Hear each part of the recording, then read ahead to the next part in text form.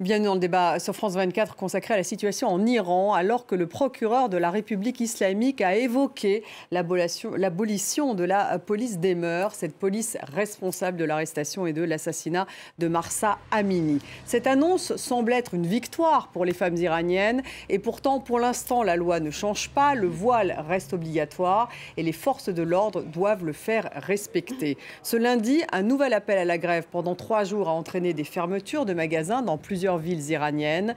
La mobilisation se poursuit donc, notamment à Ispahan et dans la région kurde de l'Iran. Alors, comment interpréter les propos du procureur sur l'abolition de la police des mœurs? Sont-ils révélateurs de failles au sein du pouvoir? Malgré la répression, quelle est la mobilisation après l'appel à la grève pendant 3 jours dans le pays? Est-ce un tournant finalement dans le bras de fer entre la population iranienne et le pouvoir? Eh bien, on en discute avec mes invités. J'ai le plaisir d'avoir à mes côtés Adel Bakawan. Bonsoir. Bonsoir. Vous êtes franco-irakien, kurde, directeur du Centre de recherche français sur l'Irak. Merci d'être avec nous et bienvenue. En face de vous, nous avons Sorour Kasmae. Bonsoir, vous êtes romancière et éditrice franco-iranienne, directrice de la collection Horizon Persan, consacrée aux littératures iraniennes et afghanes. C'est aux éditions Actes Sud. Auteur de Ennemis de Dieu, ça c'est chez Robert Laffont, et de Un jour avant la fin du monde, toujours chez Robert Laffont. Bienvenue à vous. Également avec nous, Azadeh Kian, bonsoir. Vous êtes professeur de sociologie politique à l'Université de Paris-Cité. Je vais également citer votre livre « Femmes et pouvoir en islam ». C'est chez Michalon. Bienvenue à vous. En face de vous, Adrien Gomi, bonsoir. Bonsoir. Député Renaissance de Seine-et-Marne. Vous êtes à l'initiative d'une résolution, d'ailleurs, que vous nous avez apportée ce soir. Résolution votée lundi dernier à l'Assemblée nationale à l'unanimité. Résolution qui condamne, bien sûr, le régime iranien et qui soutient le peuple iranien en condamnant notamment la restriction des libertés, des droits et des droits des femmes. Bienvenue dans le débat, pardon. Merci. Avant notre discussion, j'aimerais revenir d'abord sur les faits en images. Le procureur de la République islamique a évoqué hier l'abolition de la police des mœurs. Quelle est d'abord la portée de cette déclaration? Élément de réponse avec Étienne Papoineau. Téhéran, 2019.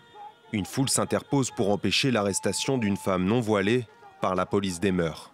Des vidéos d'accrochage avec la patrouille d'orientation, son nom officiel en Iran, tournent par dizaines sur Internet depuis des années.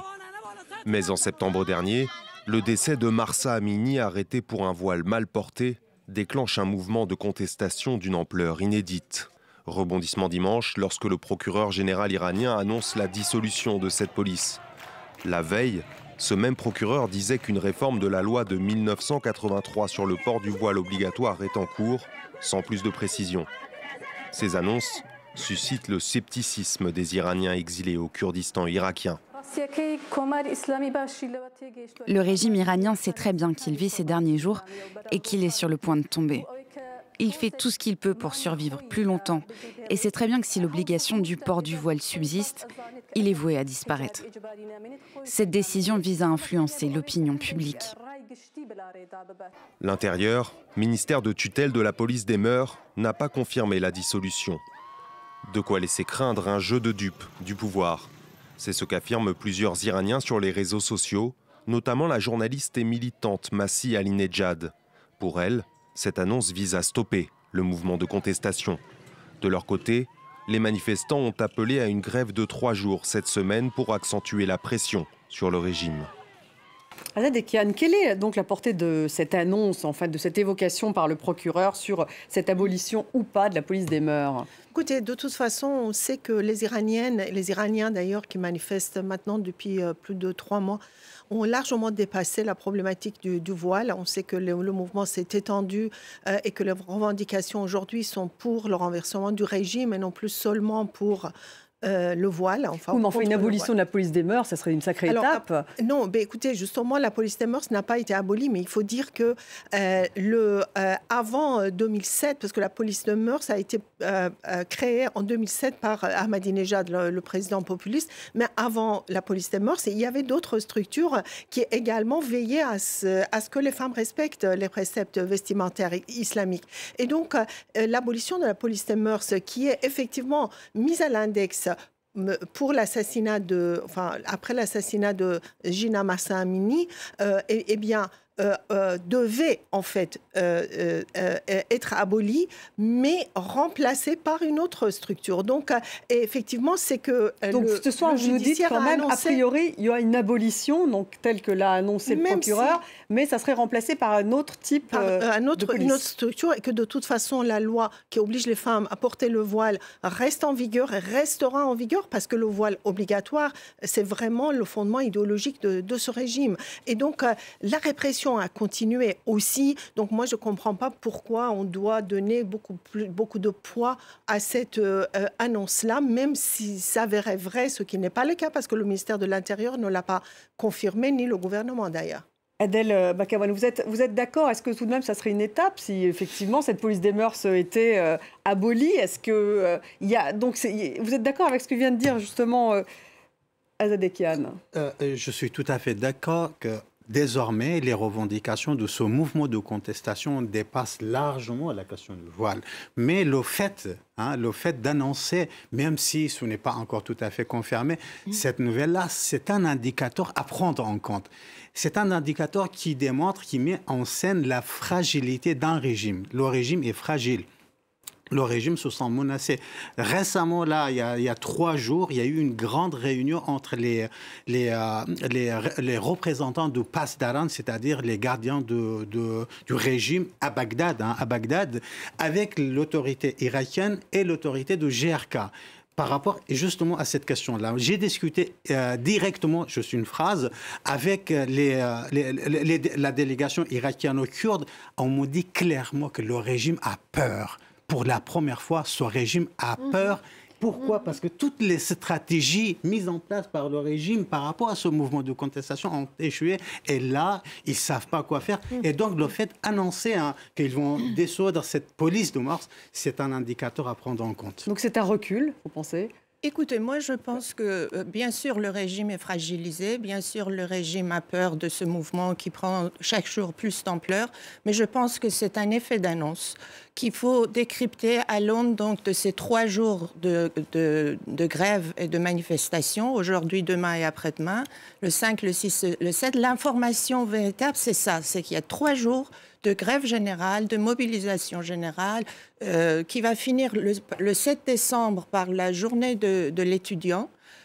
Donc, ça sera mercredi, ça sera mercredi. Donc, c'est très important et je pense que c'est un leurre que le régime a voulu, si vous voulez, intervenir dans le monde médiatique pour un petit peu faire passer au deuxième plan l'information principale qui est les 3 jours de mobilisation en Iran. Il veut faire diversion, et donc, serait ça? Excusez-moi, et comme Azadeh le disait, ça n'a pas été confirmé. Ça a été juste un effet d'annonce oralement. Et il n'y a aucun décret, aucun communiqué même. Alors justement, notre correspondant à Téhéran lui dit que le porte-parole du comité chargé de l'ordonnance du bien et de l'interdiction du mal, qui comprend donc les ministres de l'Intérieur, des renseignements et d'autres responsables, a confirmé, selon les médias iraniens, la dissolution de la police des mœurs. Voilà, une réaction? Dans le prolongement de ce qui a été dit, je pense qu'il faut faire preuve d'une grande prudence. Parce qu'il est vrai que le procureur général a fait cette annonce, qui derrière n'a pas été suivi des faits. Aucun responsable de la République islamique d'Iran n'a souhaité aborder le sujet. C'est comme si, pour que les Français nous comprennent bien, c'est comme si en plus Éric Dupond-Moretti parlait de quelque chose qui relève des compétences du ministre de l'Intérieur. Donc il n'a pas vocation à s'exprimer clairement sur ce sujet. Donc je pense qu'il faut faire preuve d'une grande prudence et ne pas oublier, comme ça a été dit précédemment, qu'aujourd'hui il y a un certain nombre de lois liberticides qui existent en Iran et qui demeurent. Azadeh Kian, c'est vrai qu'il faut peut-être revenir sur la structure de ce régime. Donc là, effectivement, il s'agit du pouvoir judiciaire. Et de l'autre côté, cette police des mœurs ne relève pas en fait, du pouvoir judiciaire. Le pouvoir judiciaire reste ce qu'il est. Donc qu'il y ait abolition ou pas de la police des mœurs, effectivement, ça ne change pas le côté répressif du Absolument. régime, c'est ce que vous Absolument. disiez. Et d'ailleurs, justement, le procureur et le pouvoir judiciaire l'ont tout de suite aussi confirmé en disant de toute façon, on ne va pas tolérer les femmes non voilées ou mal voilées, on va continuer à réprimer en l'occurrence. Donc, qu'est-ce que ça change? Oui, mais en même temps, ces éléments de langage, pardonnez-moi, ça veut dire quand même quelque chose. Est-ce que vous êtes d'accord un petit peu à ce qu'a dit monsieur là-dessus, sur peut-être une sorte de message, de difficulté? À mon avis, c'est ce que j'ai dit hier en entendant cette information, c'était des petits gages. Au mieux, si c'est confirmé, ça sera des petits gages donnés justement aux manifestants afin de les calmer. Pourquoi? Parce que comme ça a été dit par ce Kasmaï, les 3 jours, aujourd'hui et les 12 jours à venir vont être vraiment décisifs. On sait que la grève des commerçants, des ouvriers, des étudiants est très bien suivie. Il n'y a pas qu'à Ispahan. On va y revenir après. Il y a dans plusieurs villes et en même temps, les étudiants vont certainement s'organiser, se mobiliser mercredi. Donc c'est pour divertir l'opinion à la fois iranienne et internationale de dire on va abolir, c'est trop tard. De toute façon, c'est une décision qui aurait dû être prise il y a 3 mois de ça. Vous dites c'est trop tard, pourquoi? Parce que les femmes ne portent déjà plus le voile. La population a déjà dépassé, parce que ne pas porter le voile, c'est un acquis pour beaucoup de femmes iraniennes. Donc, qu'ils l'abolissent ou non, qu'est-ce que ça change? Et que les revendications sont pour le renversement du régime aujourd'hui. D'ailleurs, je voulais juste dire, je suis tout à fait d'accord que même si on abolit cette police-là, ça ne va pas changer grand-chose. La question n'est pas là. La question, pourquoi maintenant le régime parle de l'abolition de cette police? Alors, bien évidemment, on peut avoir cette grille de lecture pour faire la diversion avec le mouvement de contestation et avec la communauté internationale. Certes, c'est possible. Cela est tout à fait possible. Diversion, donc. Voilà, diversion. Mais en même temps, pour moi, un observateur, c'est très important. Pourquoi c'est très important? Parce que c'est la première fois que le régime envoie, même si ce n'est que la diversion, un signal, un signe. Pour moi, ce signe, c'est le signe d'un mouvement de contestation qui monte en puissance, à qui fait peur, numéro 1. Numéro 2, un régime, malgré tout, fragilisé. Un régime fragilisé qui cède, même si ce n'est que la diversion. De toute façon, le monde parle de cet indicateur. Le fait que le monde parle de cet indicateur, c'est-à-dire il met en visibilité d'un régime qui cède, même s'il cède pas. Ce régime. Il cède Ils ont continué à réprimer, ils ont continué à exécuter. Ils vont continuer à réprimer. Ils continuent à arrêter les actrices qui n'ont fait que poster une vidéo sans le voile sur Instagram. Elle a été arrêtée ce matin pour une vidéo postée hier. Donc le régime n'a pas vraiment cédé. L'important, c'est la loi du port obligatoire du voile. Et la loi est toujours là. La loi est toujours là et la loi est la base idéologique, le fondement idéologique de ce régime. Jamais le régime, si le régime abolit le port obligatoire du voile, on peut dire qu'il n'y a plus de République islamique parce que Khomeini, dès le premier jour où il est venu au pouvoir, il a focalisé le corps de la femme et la toute première loi qui a été donc votée, prise donc par la République islamique, c'était la loi sur le port obligatoire du voile islamique. Adrien Gomi, donc oui, la loi sur l'obligation du port du voile n'est absolument pas remise en question. Non, mais en réalité, on le voit depuis le début du mouvement de contestation qu'on peut qualifier de révolutionnaire en Iran. Ce n'est pas la seule question du voile et du port obligatoire du voile dans la sphère publique qui est visée aujourd'hui par les Iraniennes et les Iraniens. Je suis tout à fait d'accord avec ce qui a été dit précédemment. Aujourd'hui, c'est un acquis pour de nombreuses femmes dans de nombreuses villes.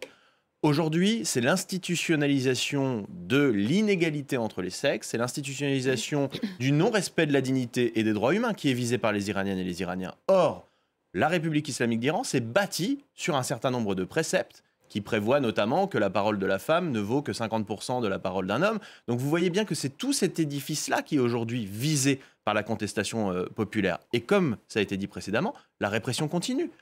Je ne sais pas si c'est une diversion ou non, mais en tous les cas, c'est une information. Est-ce que vous iriez jusqu'à dire que c'est une fake news, comme j'ai pu le lire mais les médias occidentaux, journalistes, dans tous les cas, doivent prendre cette information avec prudence. C'est ce qui n'a pas été fait, il faut bien le dire, depuis 24 heures. Azdakian, est-ce qu'on peut dire que c'est jusqu'à une fake news de dire qu'il y a eu une déclaration visant à abolir cette police des mœurs? Fake news, je ne suis pas sûre, parce que fake news, c'est qu'on le fait délibérément.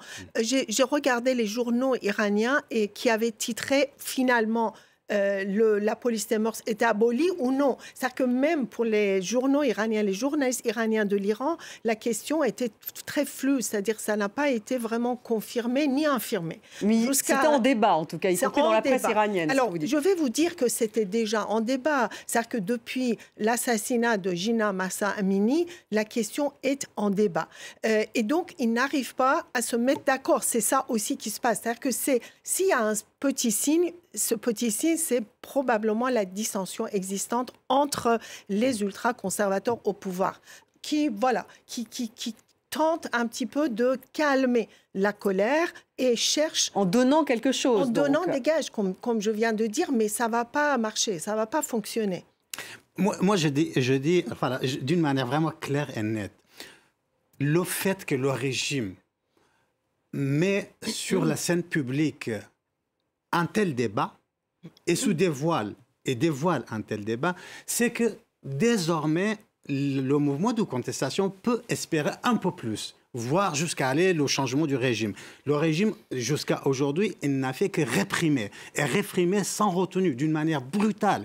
Mais le régime a même bombardé l'opposition kurde au Kurdistan irakien avec les drones et des missiles balistiques, n'est-ce pas? Il est allé jusqu'à là. On parle dans certaines zones, on parle de l'utilisation des armes chimiques. Mais je voulais dire, rien n'empêche ce régime à passer à une répression beaucoup plus radicale.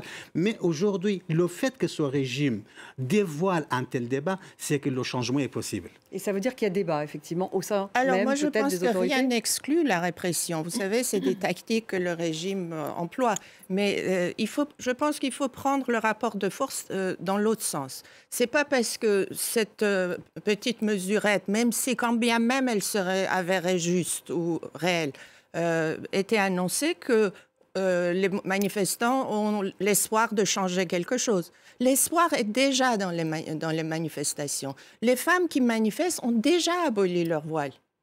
Ils l'ont jeté au feu. Et il y a plein de femmes qui se baladent dans les rues de Téhéran et en province sans le voile.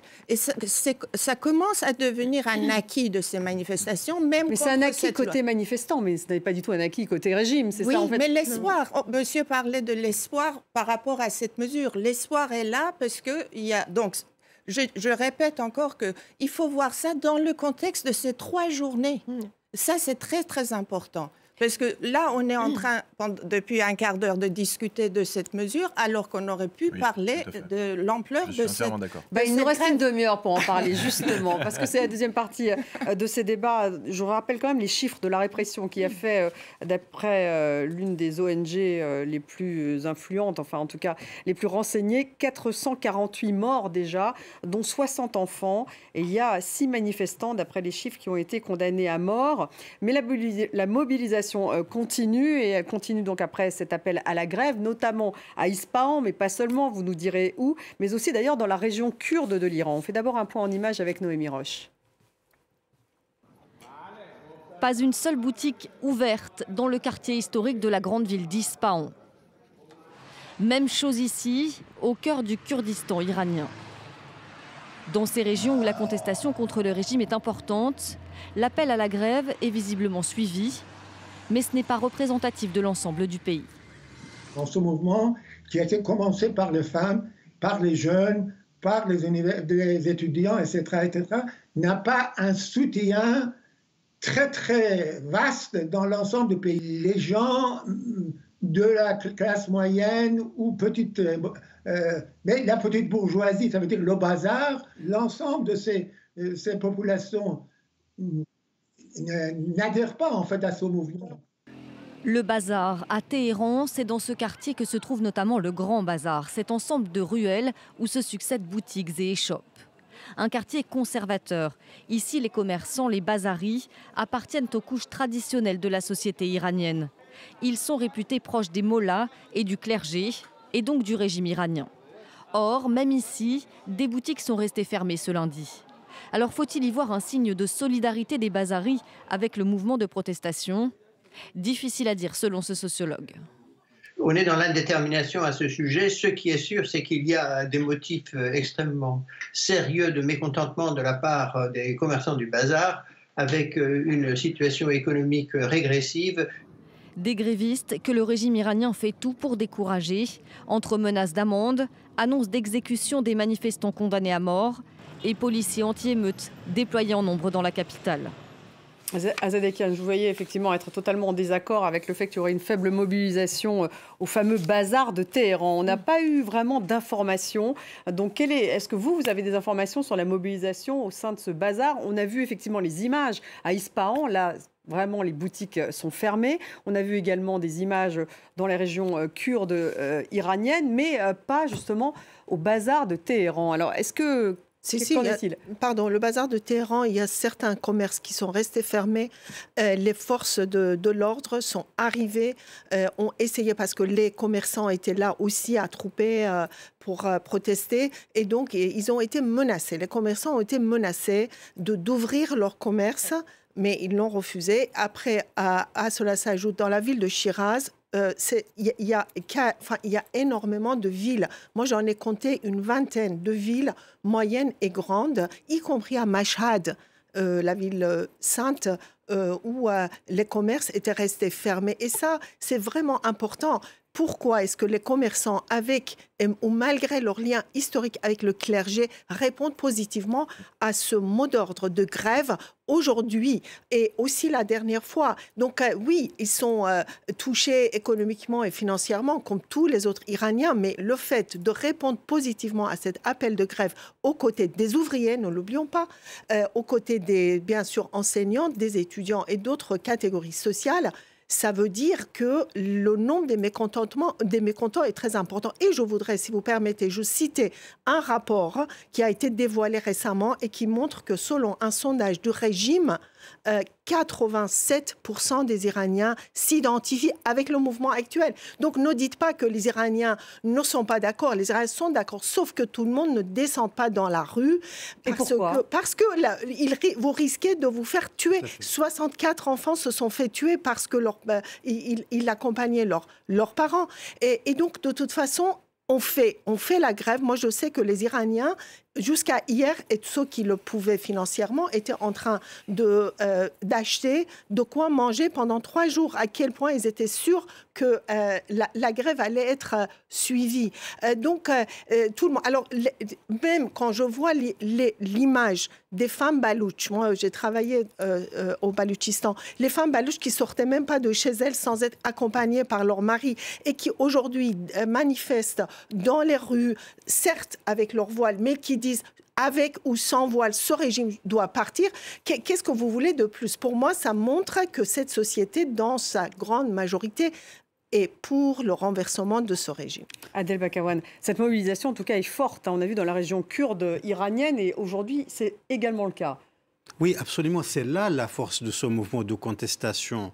Lorsque je compare ce mouvement avec, par exemple, le mouvement de contestation au Liban ou en Irak, on l'a eu en 2019, la force, c'est quoi? C'est que le régime a échoué à ethniciser le mouvement, de dire c'est un mouvement des Kurdes contre les Perses, ou confessionnaliser le mouvement, de dire c'est un mouvement sunnite contre les chiites. Non, toute cette politique a échoué. Pourquoi? Parce que tout simplement, le Kurde qui participe à ce mouvement de contestation n'y participe pas en tant que Kurde, mais en tant qu'Iranien, l'arabe, ou le balouche, ou le perse.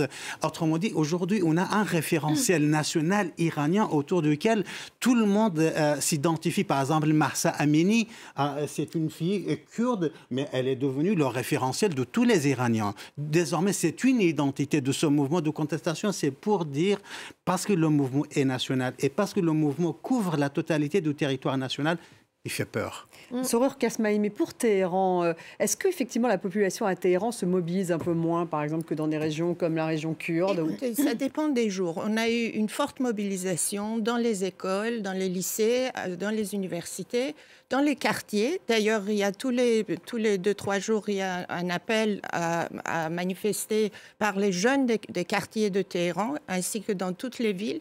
Et il y a le soir par la fenêtre, etc. Mais moi, je voudrais revenir sur cet aspect-là. Donc, il y a la grève du bazar, bien sûr. Il y a la grève des ouvriers, de métallurgie, du pétrole, ainsi que dans plusieurs... Est-ce qu'elle est vraiment massive, cette grève, au sein justement du secteur pétrolier? Parce que là, ça voudrait dire que c'est une étape extrêmement importante. Oui, c'est une étape. Alors, pour moi, qui ai vécu la révolution de 79, c'était emblématique. La grève du bazar, quand le bazar a baissé les rideaux, ça, c'était vraiment une étape supérieure de cette révolution-là. Et puis, il y avait la grève des ouvriers. J'ai l'impression de revivre, mais ça prend du temps. Tout n'arrive pas au même moment. Bien sûr, tout le monde a donc parlé de la peur qu'il y a, enfin,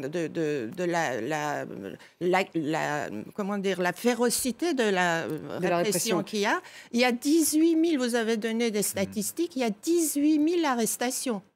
Et donc, quand on dit arrestation, cela veut dire des conditions d'emprisonnement totalement... Enfin, les gens sont torturés, on les force à des aveux sous torture, ils sont blessés sans aucun soin médical, etc. Donc, il faut aussi... Et les femmes violées. Et les femmes sont violées, voilà, exactement. Et il y a une jeune femme qui a été donc avant-hier libérée sous caution. Elle avait 2 cocards énormes. Maintenant, ils ne veulent même pas cacher. Donc, au contraire, ils veulent montrer pour faire peur. Mais je pense que dès le début, la peur a changé de camp. Mais malgré tout, la répression, effectivement, dissuade un certain nombre... La répression est féroce. La répression est féroce. Pardon, je voudrais juste ajouter quelque chose. Moi aussi, j'ai vécu la révolution de 79. Et ce que je voyais, c'est que la révolution de 79 à Téhéran, c'est là que ça se passait surtout, c'était de l'Est vers l'Ouest. Non pas de Sud, quartier populaire, vers le Nord, quartier riche. D'accord? Et quand on allait vers les quartiers riches, il se passait mais rien du tout, mais personne n'était dans la rue, etc. Donc, quand on ne voit pas les gens dans la rue, ça ne veut pas dire que les gens sont d'accord avec le régime et contre le mouvement. Et surtout, aujourd'hui, encore une fois, la répression est vraiment féroce. Donc, raison pour laquelle les gens réfléchissent 2 fois avant de descendre dans la rue, mais montrent leur mécontentement par d'autres moyens, dont la grève. Adrien Gomi, que peut faire finalement la communauté internationale, puisque vous êtes à l'origine de cette résolution qui a été votée à l'unanimité à l'Assemblée nationale en France? Il faut continuer à agir comme on l'a fait, vous le dites, avec le vote à l'unanimité de la résolution. Il faut continuer d'agir sur la scène internationale. Ça a une portée symbolique? Mais vous savez, la portée symbolique, alors ça n'a pas force de loi, une proposition de résolution, mais ça a plus qu'une force symbolique, ça a une force politique. Et on le voit aujourd'hui, on l'a vu d'ailleurs avec la convocation dernièrement de l'ambassadeur de France en Iran. Suite à cette résolution, tout à fait, suite au vote de cette résolution. On le voit aussi avec les propos qui sont tenus par le président Macron, qui dit clairement que l'Iran, la République islamique d'Iran, raconte n'importe quoi sur les 7 otages qui sont aujourd'hui détenus arbitrairement par le régime iranien. Après, vous le disiez, que des aveux leur aient été extirpés de force.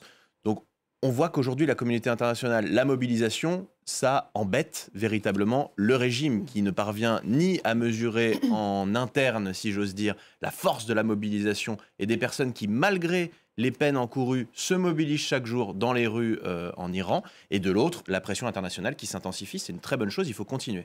Et je voulais aussi revenir sur les peines de mort contre les manifestants arrêtés. Vous savez, on a une dizaine de jeunes, dont certains ont moins de 17 ans, qui ont été condamnés à mort récemment. Et leur vie est vraiment en danger. Ça aussi, c'est une des, si vous voulez, des dimensions d'une simple arrestation lors d'une manifestation. Azadeh Kian, c'est important, et je voudrais quand même que vous réagissiez sur c'est important la mobilisation de la communauté internationale, y compris quand c'est symbolique comme ce Absolument, type de absolument, même quand c'est symbolique. Et moi, je pense que ces résolutions servent aussi à avertir les pays qui soutiennent encore aujourd'hui l'Iran, y compris les pays asiatiques avec lesquels l'Iran fait du commerce, etc.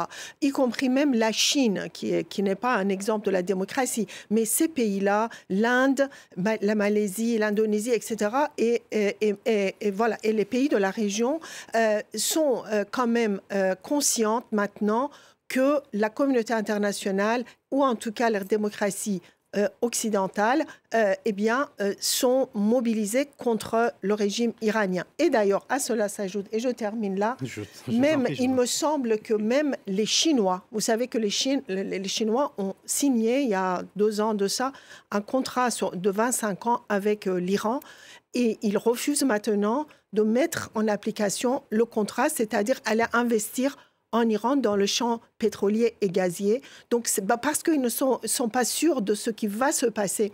Est-ce que ce régime va rester en place ou non? Donc, il y a tout ça, c'est symbolique, c'est même les Chinois, ça crée quand même absolument une incertitude quant à la longévité de ce régime. Et je pense que c'est effectivement très important. Adel Bakaoun, mais en même temps... La communauté internationale.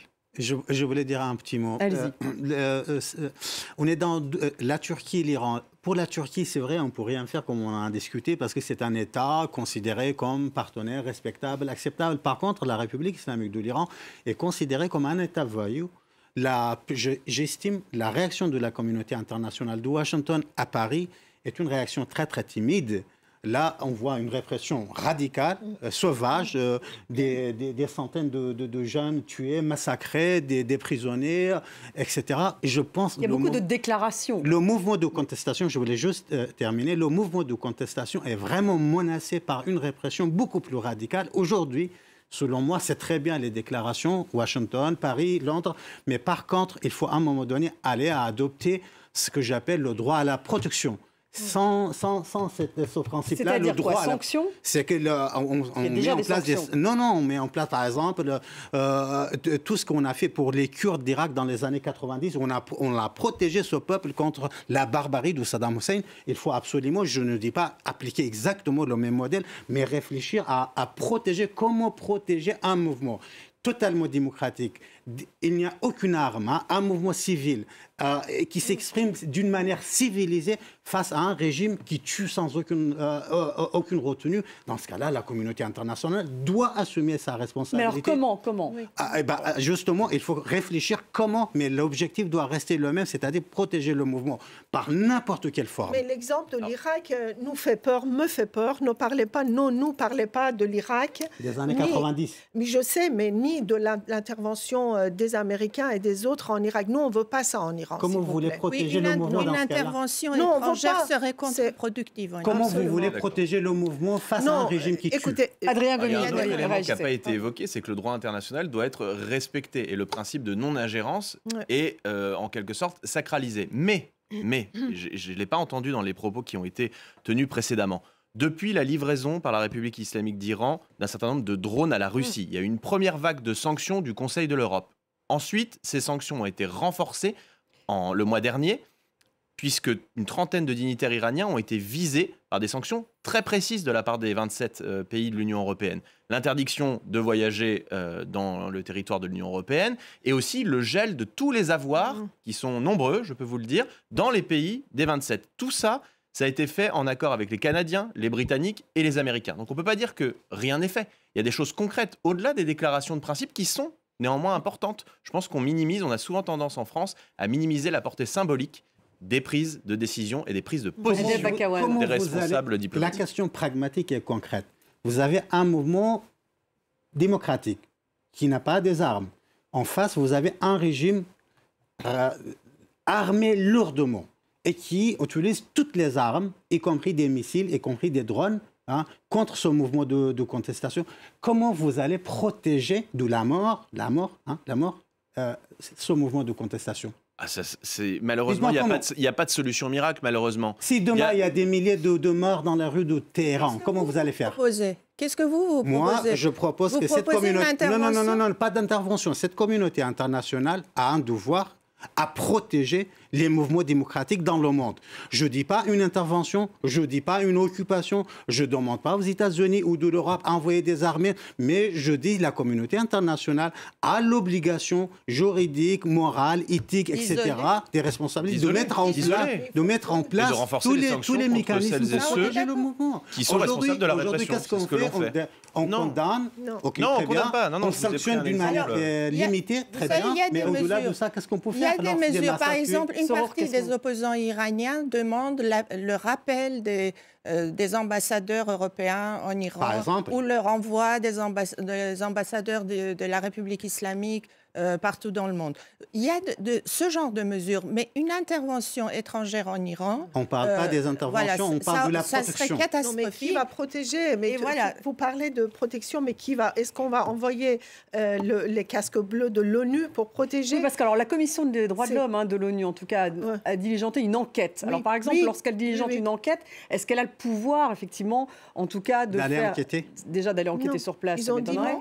Les autorités iraniennes ont dit non, on n'accepte pas que les étrangers viennent enquêter ici. On va le faire nous-mêmes. Et aucun protestataire ne pourra participer à la commission d'enquête. Donc, c'est une commission d'enquête par le régime, pour le régime. Qu'est-ce que vous proposez? Est-ce que vous proposez que la communauté internationale assiste au massacre des Iraniens? Personnellement, je propose que ça fait 40 ans, nous étions face à une certaine indifférence de la communauté internationale. Par exemple, nous, on se souvient, à chaque fois qu'on avait des manifestations pour protester contre ce qui se passait en Iran, on était une 50aine de personnes.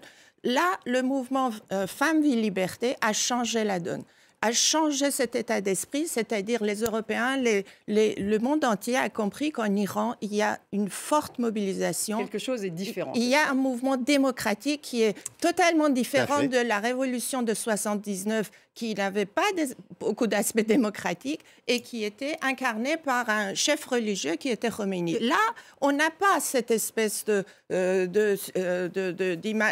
personnes titulaires Oui, mais alors le paradoxe aussi, c'est que ce mouvement n'est pas incarné non plus. Ouais, justement, est-ce que ça n'est pas un peu la limite, justement, dans le bras de fer entre le régime et la population, le fait qu'il n'y ait pas d'incarnation, qu'il n'y ait pas... Comment, en fait, le faire basculer si vous n'avez pas d'incarnation? Moi, je voudrais juste ajouter à ce qui vient d'être dit 2 éléments. C'est un mouvement répandu des personnes qui sont modernes et laïcisées contre l'islam politique. Donc ça, c'est vraiment important. Et la communauté internationale commence à se rendre compte qu'il faut soutenir ce mouvement.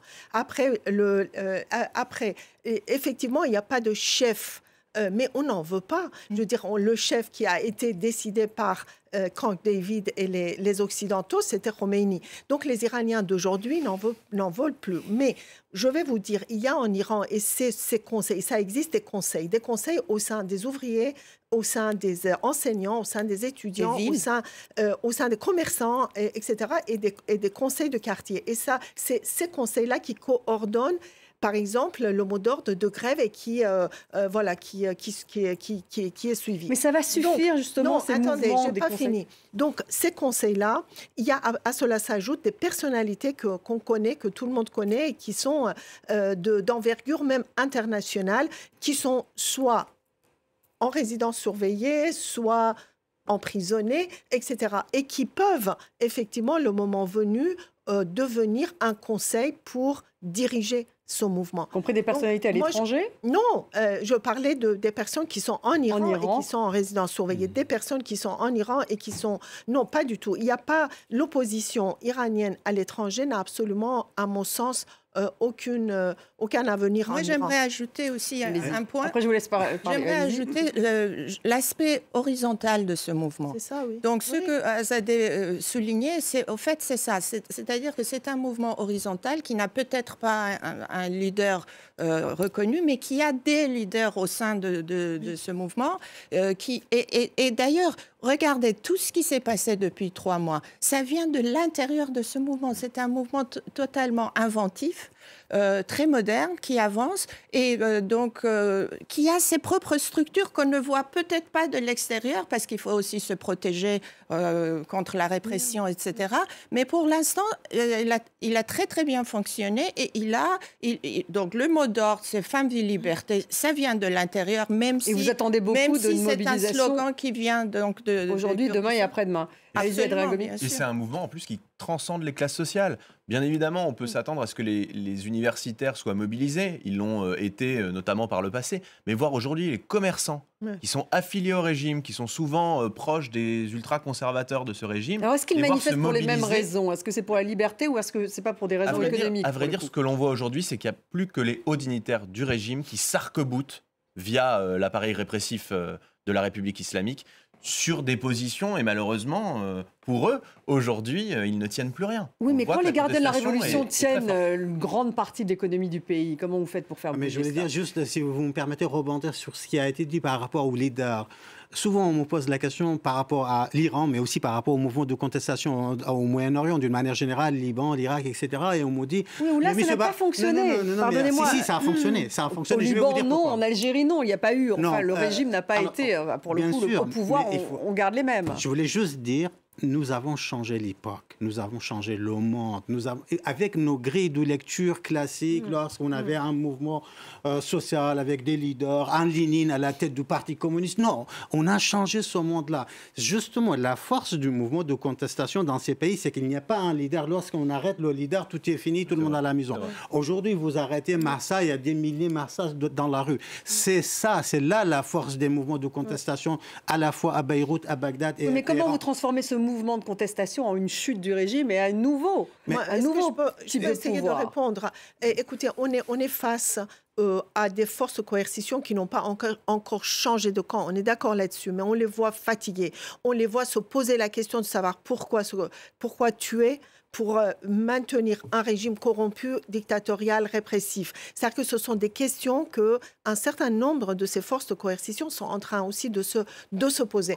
Et donc, si ça continue, si ce mouvement continue, et ça fait 3 mois que ça continue, eh bien, cela aura certainement des impacts de plus en plus grands sur les forces de coercition, sur les militaires, sur les pastarons ne sont pas unanimes non plus à aller leur parler. Vous croyez que les bases de pastarons profitent de la manne pétrolière? Bien sûr que non. Il y en a qui sont idéologiquement ou étaient idéologiquement proches du régime, mais à force de voir la corruption, la répression, etc. Il y en a qui contesteraient donc cela? Bien sûr, le moment venu, moi, je n'ai absolument aucun doute là-dessus, et donc qui vont changer de camp, comme on l'a vu d'ailleurs aussi en 1979, qui l'eût cru que le régime du Shah allait pouvoir tomber, mais on n'en est pas là. Hein. C'est-à-dire qu'on n'est pas en train de dire que le régime va être renversé du jour au lendemain, mais si le mouvement continue, et je pense que ces résolutions sont importantes, parce que ça donne... Vous savez, les Iraniens, quand ils entendent que l'Assemblée nationale en France a fait cette résolution, etc., et qui va faire pression de façon ou d'une autre sur le régime islamique d'Iran, ben ça les encourage à continuer. Vous voyez, donc ça, c'est aussi bien politique, comme ça a été dit, que symbolique finalement. D'ailleurs, les signes de cette dépression dont parle Zadeh sont déjà visibles. Il y a eu un enregistrement il y a quelques jours d'une réunion donc, des chefs des gardiens de la Révolution où les gens rapportaient l'état des troupes. Disant que donc ils sont très démoralisés et qu'ils passent des heures à faire à faire les tours dans les rues, et donc on soulignait les propos de Khamenei disant il faut peut-être procéder à des augmentations de salaire, peut-être leur donner des primes. Enfin là, vous décrivez, ils sont un peu dépassés par les événements en tout cas. Absolument. Ils sont fatigués en tout cas. Moi, je ne sais pas s'ils vont tout de suite changer de camp, mais ils sont en tout cas fatigués. Non, mais au fur et à mesure que le mouvement continue, au fur et à mesure que le mouvement continue, on peut s'attendre à des fissures au sein même et alors, des forces une chose, le mouvement... Adrien Gomi, juste un mot de conclusion parce qu'on n'a plus le temps. La France peut-elle aller plus loin? Oui, elle doit aller pour plus montrer loin, sa solidarité. Il faut une nouvelle vague de sanctions contre les dignitaires iraniens qui sont responsables de la répression. C'est ce qu'on a fait le mois dernier. Il faut intensifier, je l'espère, avant les fêtes de fin d'année. Et puis, il faut surtout ne rien lâcher et ne pas céder au chantage. Le président de la République l'a clairement dit sur les 7 ressortissants français qui sont détenus arbitrairement. On ne doit pas lâcher ce peuple incroyable qui se soulève aujourd'hui courageusement au péril de sa vie. Vous aviez raison de le dire, c'est quand même assez incroyable de se dire 18 000 arrestations d'Iraniennes et d'Iraniens dans le pays, près de 500 morts, plus d'une soixantaine d'enfants. Donc aujourd'hui, on doit, nous et moi en tant que responsable politique, c'est la raison pour laquelle j'ai présenté la proposition de résolution, on doit soutenir très solennellement ce mouvement révolutionnaire en Iran. Et je vous prie aussi de parler des 18 000 arrestations et des peines de mort. Des peines de mort. Pas seulement les 7 oui, c'est vrai. doubles nationaux. Adel Bakawan, juste un mot de conclusion. Juste un petit mot, je voulais dire, l'Iran est une grande puissance au Moyen-Orient. Si jamais le régime change, c'est tout le Moyen-Orient qui change. Merci beaucoup d'avoir été avec nous, en tout cas, Adel Bakawan. Merci Adrien Gomi. Merci à Zadekian. Merci à vous, Sorour Kasmaï. Merci à vous tous de nous avoir suivis. Restez avec nous sur France 24.